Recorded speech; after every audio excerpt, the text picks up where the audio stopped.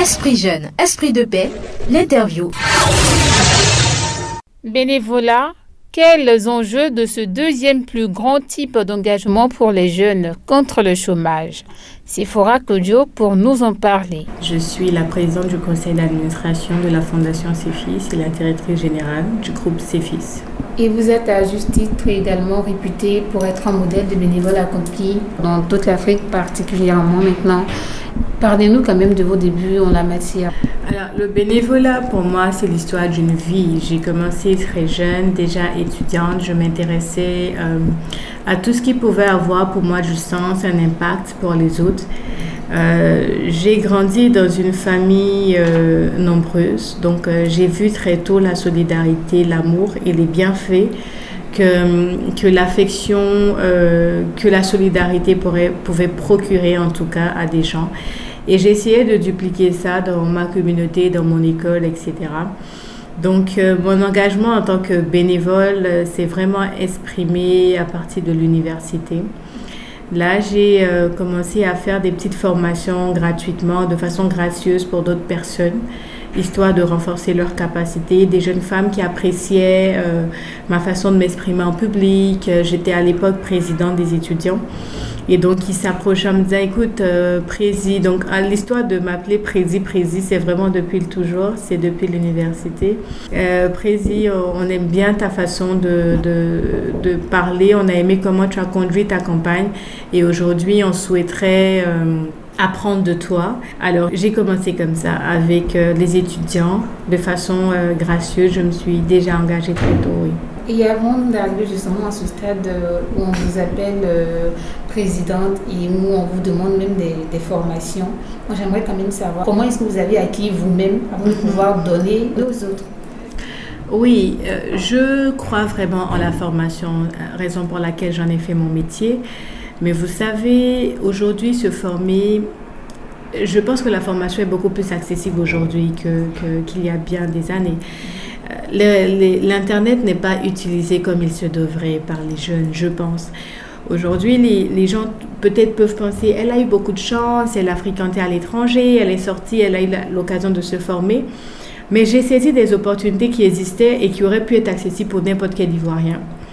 J'ai fait tout mon parcours en Côte d'Ivoire, la plupart en tout cas, mon cursus scolaire et universitaire pour la grande majorité.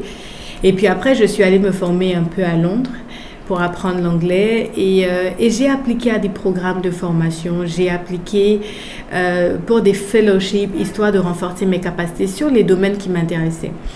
Et je me suis retrouvée dans des milieux de formation intensifs. Et vous savez, j'ai des habitudes, même qu'aujourd'hui je développe toujours, je continue chaque matin dans ma routine. Quand je prends ma douche, j'ai sur YouTube une vidéo de leadership qui passe ou c'est aussi, j'écoute beaucoup Jim Wick, je pense que c'est comme ça qu'il s'appelle. Il travaille beaucoup sur l'utilisation optimale de son cerveau, etc. Et ce sont des informations que je traite, moi. Je ne fais pas que collecter un certain nombre d'informations, mais je les traite. Et c'est ça la formation. C'est-à-dire que tu prends une information, tu l'enregistres, tu la traites parce que tu veux la comprendre, tu veux comprendre vraiment comment ça fonctionne et tu l'appliques. Et j'ai tellement pratiqué cet exercice-là, je me suis retrouvée à être experte dans certains domaines, notamment les domaines de mon activité, l'éducation, le genre, le leadership, l'art oratoire, le management des projets, etc. Parce que moi-même, je me suis formée. Et encore une fois, ce n'est pas une question d'accès aux études à l'étranger, c'est une question de créer suffisamment d'opportunités soi-même à travers l'Internet, à travers YouTube. Il y a beaucoup d'informations qui sont accessibles et qui peuvent nous aider à renforcer nos capacités. Et donc par cette volonté-là, on va dire, perpétuelle que vous constituez, vous arrivez quand même à vous former et donc à vouloir donner aux autres. Donner aux autres, justement, nous arrivons à ce qu'on a appelé bénévolat. Dites-nous particulièrement ce concept-là, il veut dire quoi pour vous? Je pense que dans tous les métiers, en fait, je crois déjà qu'aujourd'hui, le monde va sur l'importance du networking, du réseau, évoluer dans un cercle. Le bénévolat a beaucoup d'opportunités et la plus grande opportunité, c'est le networking. C'est vraiment connaître les gens. rencontrer d'autres personnes. Et à l'intérieur de CEFIS, on a un gros programme de volontaires. Et CEFIS, toute son histoire, mon organisation, je pense, est beaucoup appréciée du fait de nos programmes de volontariat qui permettent à d'autres jeunes de rencontrer d'autres jeunes, de créer des opportunités entre eux. Et les histoires qui en découlent, si je veux vous raconter, on n'en finira pas. Donc c'est comme ça aussi qu'on crée les opportunités. Et pour moi, mon concept de bénévolat, c'est donner pour avoir. Parce que le bénévolat, déjà, je pense que c'est jamais on le fait jamais de façon super désintéressée. Il y en a qui viennent dans le programme de volontariat. Chacun a un objectif. Même si tu viens parce que tu t'ennuies et que tu veux juste dépenser ton temps, c'est un objectif. Donc, c'est jamais vraiment désintéressé. Mais je pense qu'il doit avoir à l'intérieur de nous une plus grande motivation qui est de faire quelque chose de positif, d'apporter quelque chose de positif. Au-delà de ce qu'on recherche quand on s'engage de façon bénévole, il y a à l'intérieur de nous cette envie-là de contribuer quelque part et d'apporter quelque chose de positif. Et donc, mon concept aussi de ma vision en ce qui concerne le bénévolat, c'est donner pour avoir. Donner de l'amour pour avoir de l'amour, donner du bien pour avoir du bien, donner de son temps pour connaître des gens et prendre de leur temps, etc. C'est vraiment donner pour avoir, mais donner positivement et avec le cœur. Et justement, toujours dans cette mouvance, vous avez eu à côtoyer, on va dire, pas mal des bénévoles, on va dire à l'international comme sur l'échiquier national. Moi, j'aimerais quand même savoir, c'est qui un bon bénévole pour vous? Pour moi, alors, c'est une question très challengeante. À mon sens, le bon ou la bonne bénévole, c'est quelqu'un qui, je pense, qui est assidu. Parce qu'aujourd'hui, vous avez des gens qui se promènent d'une organisation à une autre, qui veulent juste avoir sur le CV une pléthore d'organisations où ils sembleraient servis de façon bénévole. Et c'est pas, pour moi, le bon bénévole, en tout cas, de mon point de vue, ça serait quelqu'un qui est assidu, qui s'engage quelque part et qui est assidu. Ça sert à rien d'être dans 10 organisations de façon bénévole et on ne te voit même pas. Et tu ne participes pas aux réunions et tu viens juste le jour où il y a des photos, juste pour faire des cours de communication, etc. Bon, tu considères que c'est du bénévolat, mais tu peux faire mieux. Et le bon bénévole, c'est quelqu'un qui est assidu, qui est dans une organisation et qui contribue sincèrement. Quelqu'un sur qui on peut compter, quelqu'un de fiable. Voilà, c'est ça. Quelqu'un de fiable, c'est le bon mot. On peut t'appeler et dire que lui, on peut lui confier quelque chose. Il y en a qui viennent, ils sont beaucoup, il y en a qui viennent et puis finalement, dans leur engagement, on peut être déçu parce que finalement, ils sont pas assidus aux réunions ou ils viennent plus aux activités de terrain, etc., etc. Mais ils diront oui, je suis dans telle organisation. Donc l'assiduité et la fiabilité devrait être une caractéristique prioritaire pour un bon bénévole, à mon avis. Justement, et toutes ces caractéristiques, j'ose croire que vous, quand même, vous pouvez trouver ça autour de vous. Ce que j'aimerais savoir maintenant, c'est si vous pouvez nous donner des noms de bénévoles de référence en Côte d'Ivoire. Vous savez, les meilleurs qui ont été bénévoles dans mon organisation, je les ai embauchés. Je travaille par exemple avec Ginette Haricot qui a commencé comme bénévole il y a de cela plus de 4 ans. Elle travaillait dans le département programme et projet. Et puis très vite elle s'est démarquée et du jour au lendemain elle s'est retrouvée être la responsable de ce département. Je parlerai aussi de Maurice Diomandé qui est un autre de mes chargés de programme, qui lui a commencé, il était étudiant, donc il est venu tout timide à l'organisation, il était dans son coin. Aujourd'hui, on l'a recruté et il est notre chargé de programme, il coordonne toutes nos activités avec la GIZ pour la coopération allemande. Je suis aussi avec, j'aimerais citer Tessiata, qui est aujourd'hui notre responsable financière, qui a commencé aussi étudiante bénévole dans l'organisation. C'est pour citer que, mais dans l'organisation, il y a de très très bons bénévoles. Je pense à Makissi Kramo, je pense à Désiré, Emmanuel Bilé-Mochian, qui est un jeune leader qui nous accompagne aussi sur la communication. Il a son agence de communication, mais justement, lui, par exemple, il a commencé comme bénévole à CEFIS. Il est devenu responsable et très vite directeur de la communication de CEFIS, mais toujours comme volontaire. Et finalement, il a monté son agence de communication, par exemple, et il travaille avec des grandes entreprises, il les accompagne sur leur com. quand même, il y a une question qui dérange, c'est de savoir pourquoi devraient-ils justement les jeunes s'investir dans le bénévolat lorsqu'on sait que d'autres problématiques plus prégnantes comme l'entrepreneuriat leur sont recommandées à chaque fois. À vrai dire, je pense qu'il faut répartir son temps de façon très optimale. Le bénévolat, ce que les anglophones appellent le give back. Vous savez, même dans les grandes universités américaines, parfois quand vous appliquez pour une école, on regarde sur votre CV le bénévolat que vous faites, c'est-à-dire votre engagement communautaire. Pour évoluer dans une société aujourd'hui, le monde dans lequel on a vu que si on n'évolue pas dans la solidarité avec la crise sanitaire, on a vu qu'on est tous connectés. En fait, le problème de quelqu'un peut devenir notre problème. Le bénévolat aujourd'hui aide à pousser l'agenda communautaire. C'est-à-dire que c'est un engagement qui n'est pas que pour vous, mais qui est pour la communauté.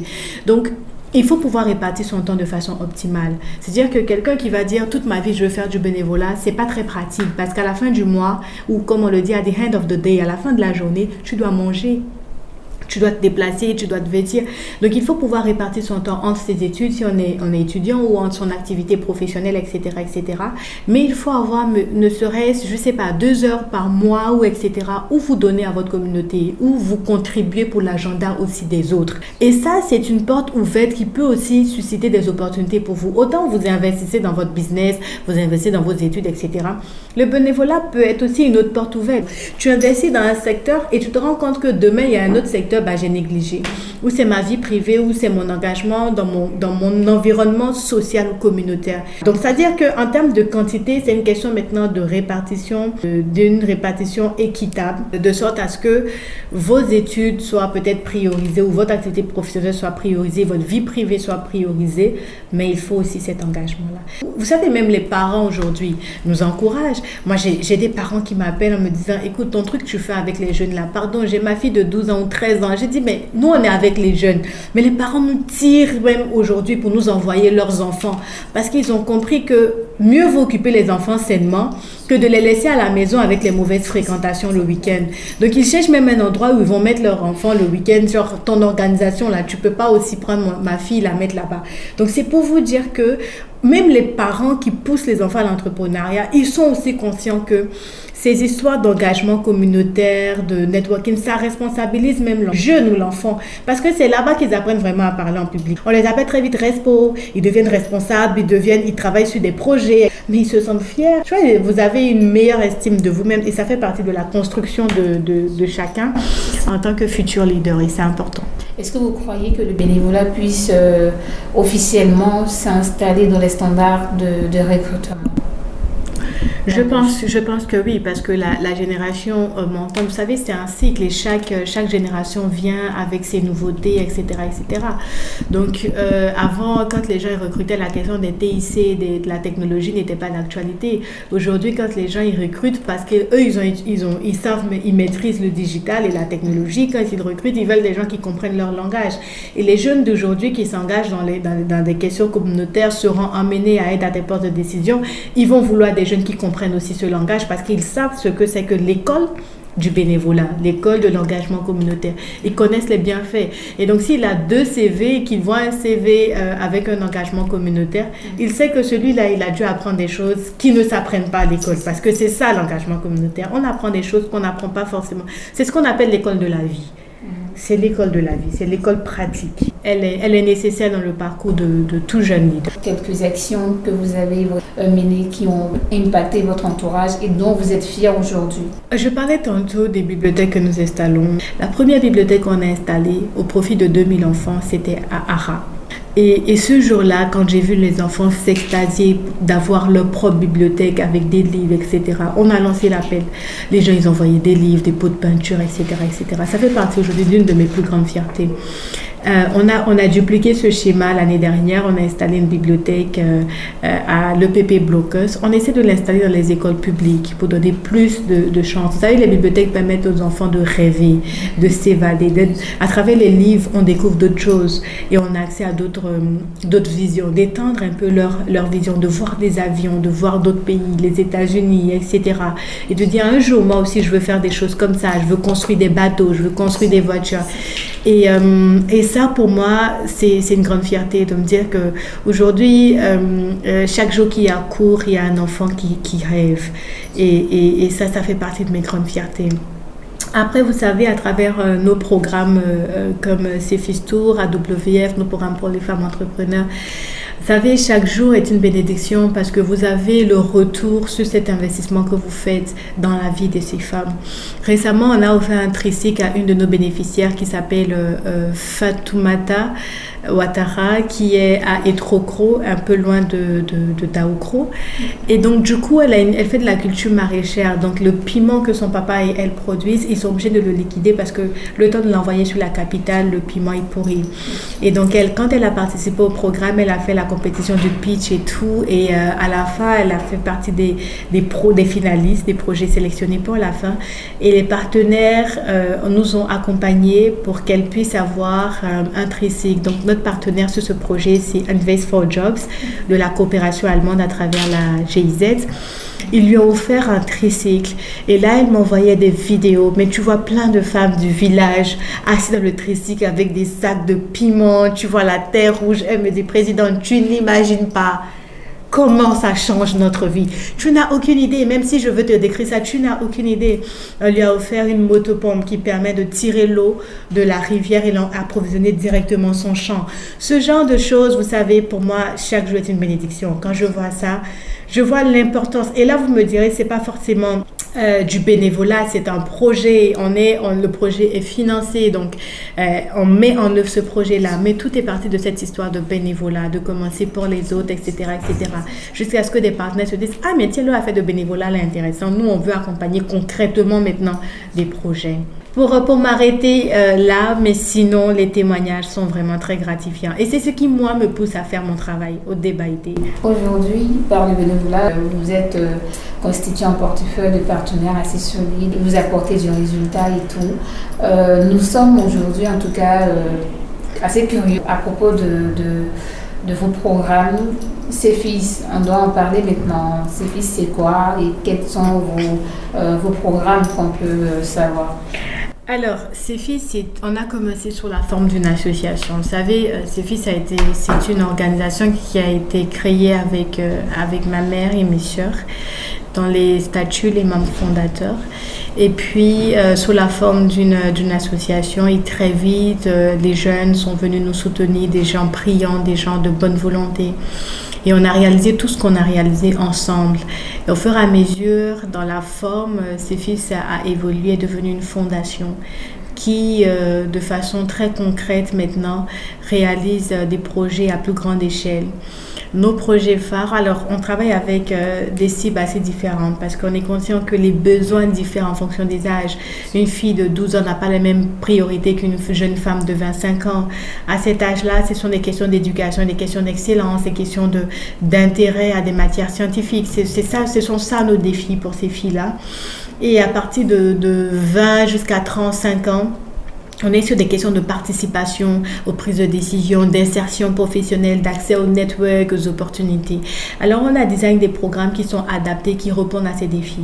Pour les plus jeunes, on a CEFIS Tour qui est accompagné par l'UNICEF et l'ambassade du Canada. Donc, dans les écoles, et là, on cible les écoles publiques parce qu'on se dit que ces filles-là, les écoles privées parfois ont beaucoup de programmes, vous savez, beaucoup de programmes de conférences. Et peut-être les écoles publiques, il faut aussi les accompagner là-dedans, renforcer les capacités des petits, leur donner un message positif. Et on ne vient pas seul, on vient avec des jeunes femmes qui, comme moi, ont une histoire positive et qui leur disent, écoutez, moi, il n'y a pas très longtemps, j'étais à votre place, mais j'ai fait des choix positifs. Moi aussi, je marchais pour aller à l'école. Moi aussi, parfois, je n'avais pas l'argent de poche, etc. Mais j'ai fait des choix positifs parce que j'ai privilégié mes études. Aujourd'hui, je suis directrice ici. Aujourd'hui, je travaille là, etc., etc. On les rapproche de leurs rêves en matérialisant leurs rêves, en leur disant que c'est possible. C'est un message. Vous savez, nous, on croit au changement de comportement par le changement de l'esprit, parce qu'on appelle le mindset. Il n'y a rien de plus fort que la volonté, la motivation. Et c'est cette motivation-là qu'on suscite à l'intérieur des filles. Le programme cible les écoles publiques. On travaille sur le district d'Abidjan et on travaille aussi à Mans et à Séguéla, parce que là-bas, les questions d'éducation des filles sont vraiment très challengeantes. Et puis, notre autre programme pour la formation des jeunes femmes, AWF, cible des femmes entrepreneurs. Alors, elles ont entre 18 et 35 ans Elles ont des activités que nous voulons très innovantes. Donc, c'est très challengeant parce qu'il faut avoir un projet innovant. C'est-à-dire que si tu fais des cacahuètes comme tout le monde, tu en fais des cacahuètes. Donc, c'est ton business. Mais dans ta façon de faire tes cacahuètes, il faut une innovation, il faut une particularité, il faut une vision, il faut quelque chose qui accompagne. Et c'est ce genre de femmes qu'on aime pousser. Parce qu'elles ont déjà une base. Et quand vous tirez les personnes qui sont déjà en train d'arriver, quand vous les tirez, on va plus vite et la boucle va plus vite. Et à l'intérieur du programme, on a un gros volet give back parce qu'elles sont conscientes que si on les accompagne aujourd'hui à titre gracieux, puisque tout le programme est gracieux pour elles, si on les accompagne, ça voudrait dire que demain, dans leur business, elles vont privilégier la création d'emplois pour d'autres jeunes femmes. Nous, on veut qu'elles arrivent à augmenter leur chiffre d'affaires pour qu'elles puissent vendre mieux, pour qu'elles puissent avoir plus, pour qu'elles puissent avoir plus de commandes et qu'elles embauchent plus de une main-d'œuvre féminine. Donc, on est en train de créer une chaîne d'autonomisation des femmes. Ça prend un peu de temps, c'est ambitieux, mais c'est pas impossible. Et les résultats se font déjà sentir. Sur 3 ans, on a certaines qui ont changé déjà d'emploi, qui ont un meilleur salaire, qui ont une meilleure position, etc., etc. Et c'est cette chaîne, nous on croit vraiment à la chaîne de la solidarité féminine. Et c'est cette chaîne-là que nous développons. Le programme est accompagné par, tantôt je disais, Invest for Jobs, de la GIZ à travers la coopération allemande. Et on est vraiment sur la création d'emplois ou l'amélioration d'emplois. De dire que le chiffre d'affaires va augmenter, elle va ouvrir sa main-d'œuvre et donner plus d'opportunités à des femmes. Voilà. Et aussi, vous savez, la représentativité des femmes sur le commerce, sur le marché de l'entrepreneuriat, nous voulons renforcer ce positionnement-là. Et on croit que les femmes, quand elles créent des ressources, ce sont des ressources durables. Et il faut des programmes pour les accompagner dans ce sens. Que retenez-vous de cette carrière de bénévole entrepreneur social que vous êtes aujourd'hui? Vous savez, je suis très, très satisfaite. Je suis humblement satisfaite et je mets beaucoup de sagesse dans ce que je dis parce que je suis consciente que je ne suis pas encore arrivée, que je suis encore en chemin. Mais à un moment, il faut aussi pouvoir regarder en arrière et dire « j'ai fait un petit parcours » et s'en féliciter quand même. J'ai travaillé dans l'administration publique, j'ai été chargée d'études, j'ai été directrice, conseillère technique, j'ai un parcours aussi dans l'administration. Mais vous savez, j'ai abandonné mon job du jour au lendemain. J'ai démissionné pour me consacrer à mon organisation. Vous savez, être leader d'organisation et dire je suis présidente de CEFIS, aujourd'hui ça a du sens, mais il y a quelques années ça voulait rien dire.